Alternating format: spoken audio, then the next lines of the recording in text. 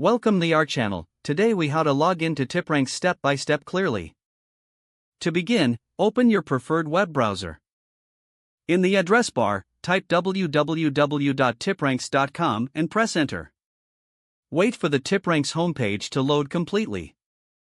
On the top right corner of the page, locate the login button. Click on the login button to proceed. You will be directed to the login page. Here, you will see two fields, one for your email and another for your password. In the email field, enter the email address associated with your TipRanks account. Next, move to the password field and input your password.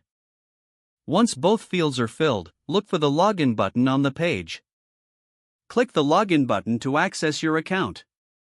If your credentials are correct, you will be logged in and redirected to your dashboard.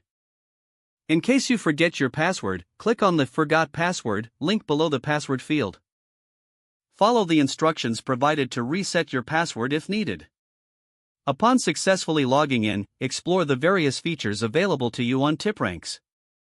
Enjoy analyzing stocks and financial data with your freshly logged in account.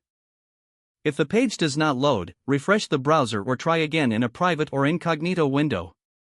Make sure you are using the correct email address, then retype it carefully to avoid small typos. If your password is not accepted, use the reset option and create a new strong password you can remember. Check your spam folder for verification or security emails, then complete any requested confirmation steps. Enable two-factor authentication if available to improve account security and reduce unauthorized access risk. After signing in, review your profile details so your contact information and settings are accurate and current.